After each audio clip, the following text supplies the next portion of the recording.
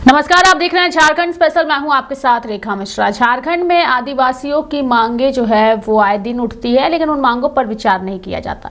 एक बार फिर से आदिवासी नेताओं ने प्रेस कॉन्फ्रेंस करके हेमंत सोरेन पर हमला बोला है। यानी कि आदिवासी नेता सुरेश सिंह बेसरा और साथ ही लोबिन हेम्ब्रम ने प्रेस कॉन्फ्रेंस किया और पेसा कानून और हेमंत सोरेन को लेकर कुछ बातों का उन्होंने जिक्र किया। आप भी सुनिए क्या कुछ उन्होंने कहा है।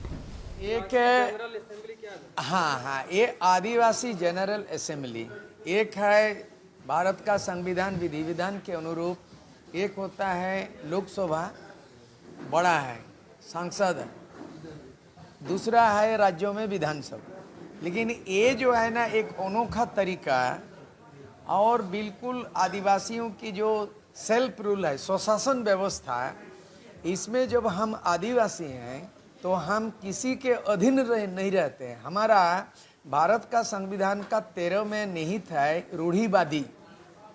दूसरी बात है 5वें अनुसूची में हमको पेशा कानून 1996 दिया गया है। पेशा कानून बनाया गया है कि सेंट्रल कानून के तहत 96 जो पेशा एक्ट बना है, हम लोगों का पहला डिमांड ये है कि झारखंड 24 जिला में से कम 14 जिला ये 5th शेड्यूल एरिया में डिमार्केट है, परिसीमन किया गया है। और इसका जो देख रेख संरक्षण का काम जो है ना, राज्यपाल को होता है, मुख्यमंत्री को नहीं है। हेमंत सोरेन राज्य सरकार के अधीन आदिवासी नहीं है। हम 5वें अनुसूची के तहत हमारी रूढ़िवादी गांव की व्यवस्था हम स्वयं चलाते हैं, सरकार नहीं चलाते हैं। अपना रूढ़िवादी सिस्टम है। और आज जो यहाँ का जो जनप्रतिनिधि आया है, जैसे सिलेक्टेड प्रतिनिधि, जैसे इलेक्टेड जनप्रतिनिधि एमएलए हुआ करता है विधानसभा में, ये सिलेक्टेड समाज के प्रतिनिधि आए हैं। और माझी परगना सिस्टम चलता है, मानकी मुंडा सिस्टम, पढ़ा राजा सिस्टम, टोकलो शहर, 4-5 किस्म का आदिवासी प्रथा चलता है जो कोई पंचायत के अधीन नहीं है और जिला प्रशासन के अधीन नहीं है, कोर्ट के निर्देश नहीं होता है, स्वयंभू है वो। तो ये पहली बार झारखंड में ये अपना विधि विधान का विधानसभा हम लोगों ने किया। इसीलिए बात किया कि इस बार बजट सेशन, ये 2024-25 का बजट सेशन हेमंत सोरेन के सरकार के तहत जो राज्यपाल का जो अभिभाषण होता है, उस सरकार को का आईना होता है, सरकार का एजेंडा पेश करता है कि बजट सत्र शुरू होगा और राज्यपाल जो अभिभाषण देता है उसमें तमाम एजेंडा निहित रहता है।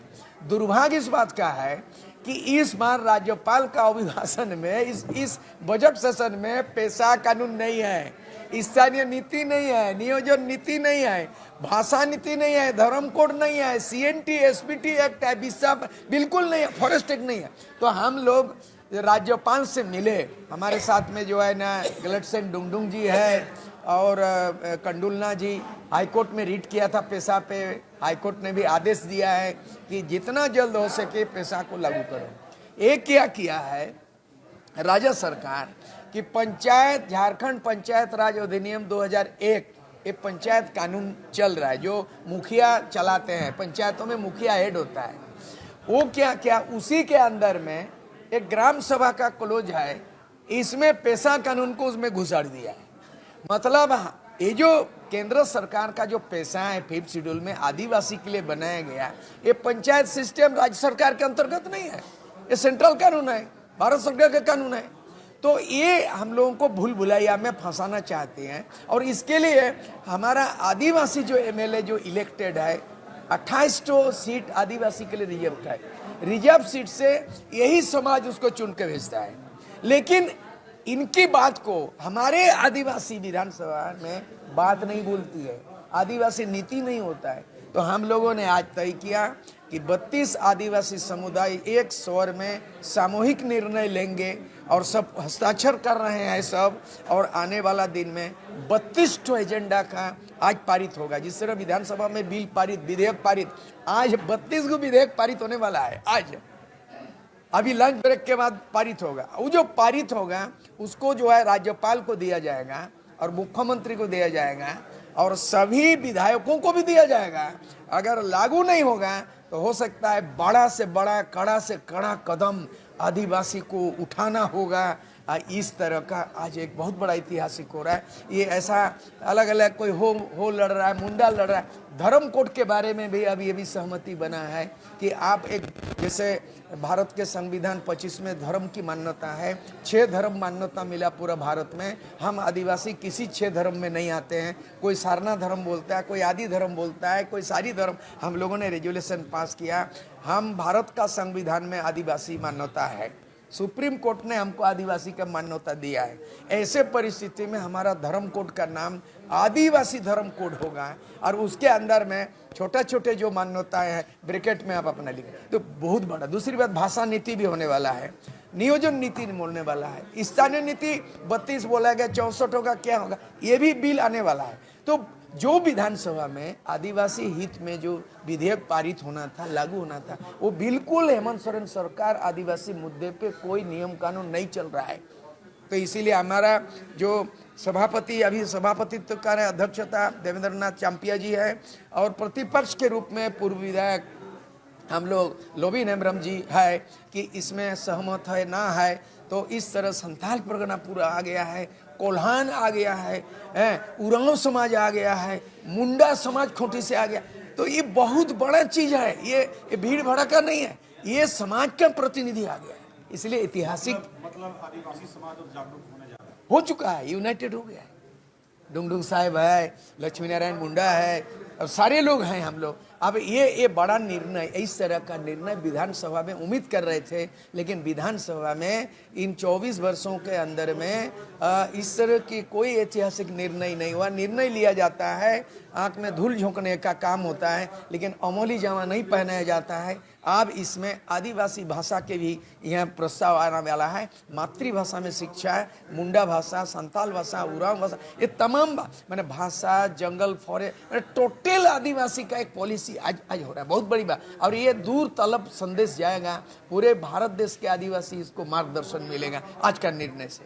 अभी आप रांची में देखिए, एक रास्ता के चलते लोगों का आस्था नहीं बिगड़ना चाहिए। रास्ता बदल सकता है, लेकिन आस्था में बदल नहीं होगा।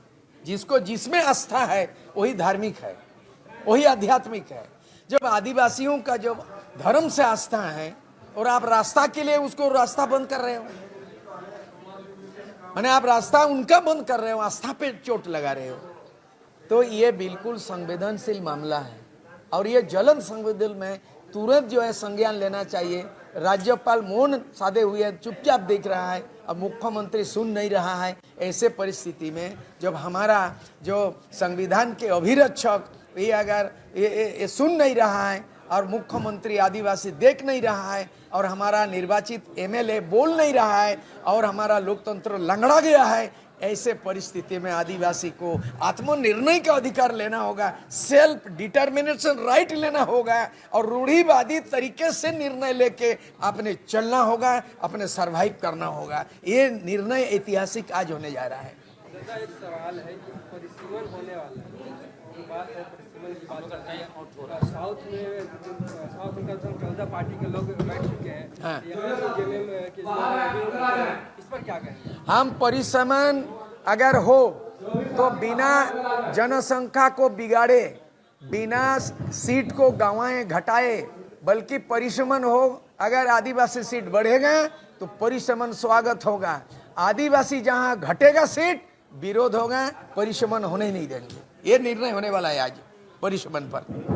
कोर्ट की मांग उठती है, लेकिन आदिवासी कोर्ट की बात हो रही है। देखिए, सारना कोर्ट में तभी आप इन्होंने बताया, क्योंकि आज ये आदिवासी रीति विधान सभा चलता, ये रूढ़िवादी व्यवस्था आदिवासियों का, ये रूढ़िवादी व्यवस्था पर कैसे यहाँ के लोगों का अस्तित्व खत्म होगा, ये अभी इसमें बहुत षड्यंत्र चल रहा है। क्योंकि आदिवासी है, पहचान पहले तो हमारा मुद्दा था है, पहला मुद्दा है पहचान, आदिवासियों का पहचान। तो आज आदिवासी का पहचान आप यहाँ जितना देख रहे हैं, समूचे लोग आदिवासी ही हैं। और गांव में भी जाएंगे आपको आदिवासी मिलेंगे, जंगल में भी जाएंगे आपको आदिवासी मिलेंगे। लेकिन आज इसका पहचान कैसे खत्म होगा, ये षड्यंत्र हो रहा है। और यहाँ के आदिवासी सीधे साधे लोग हैं, अब इतना जबरदस्त षड्यंत्र चल रहा है कि ये लोगों का अस्तित्व कैसे खत्म होगा, पहचान कैसे खत्म होगा। तो जब पहचान ही खत्म हो जाएगा तो फिर आदिवासी बचेंगे कहाँ से। इसीलिए उसी के बारे में इसमें बहुत डिबेट हो रहा है, चर्चा चल रहा है कि भाई आदिवासी का पहचान बहुत तरीके से हमारा खत्म हो रहा है। एक तो यहाँ पर एसपीटी एक्ट, सीएनटी एक्ट रहने के बाद भी, एसपीटी एक्ट रहने के बाद भी, सीएनटी एक्ट रहने के बाद भी अंग्रेजों के साथ लोगों ने लड़ाई लड़ी। सिद्धू कान्हो, चांद बायरा, फूलो जानो, बिरसा भगत और वगैरह बहुत सारे लोगों ने लड़ाई लड़ी और एक एक्ट बना, इधर आपका सीएनटी एक्ट और उधर में एसपीटी एक्ट। तो एसपीटी एक्ट में वहाँ पर जब एसपीटी एक्ट तो और बहुत कठिन है, वहाँ पर अपना गोतिया को भी जमीन नहीं बेचा जा सकता है। देखिए इतना सशक्त कानून रहने के बाद भी आज वहाँ पर आदिवासियों को जमीन धड़ल्ले से बिक रहा है, साफ संजीव की तरफ बिक रहा है। कोई भी कंपनी आ रहा है धड़ल्ले से जमीन ले रहा है, तो आदिवासी का जमीन ही नहीं बचेगा तो फिर इसका पहचान कैसे बचेगा। आज उस पर हम तो अभी विपक्ष का रोल अदा किए यहाँ पर कि भाई ये सरकार जो है आदिवासी सरकार है, हमारे जितने विधायक हैं आदिवासी है, आज क्यों गूंगा बन के बैठे हुए हैं और ये सरकार उन्हें एक तरह से बहरा बन के बैठी हुई है। तो ये आदिवासी का पहचान कैसे बचेगा, इस सरकार को उससे कोई लेना देना नहीं है। और यही मुख्यमंत्री आदिवासी मुख्यमंत्री बोलने वाला कि यहाँ पर 19 वाला चुनाव था उसमें उनका मुद्दा भी था, चुनावी मुद्दा भी था, लेकिन आज उस मुद्दा को भूल गया, इतने आदिवासियों को भूल गया और उसी के वोट के बदौलत आज सरकार बनाई है इन्होंने, लेकिन आदिवासी को भूल गया।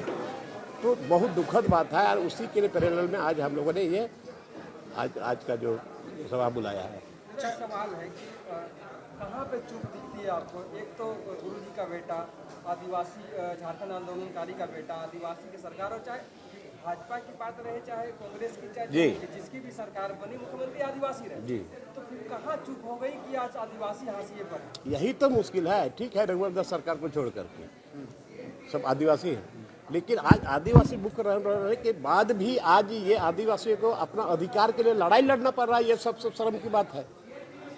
अभी यही मुख्यमंत्री बोलने वाला कि भाई हम स्मार्ट विलेज बनाएंगे, आदिवासी के ज़मीन पर स्मार्ट विलेज बनाएंगे पहले बोले और बाद में फिर इसको स्मार्ट सिटी बनाने का काम किया, वहाँ से भी आदिवासी उजड़ गए। आज जितना कारखाना चल रहा है, जितना खदान चल रहा है आदिवासी की ज़मीन पर चल रहा है।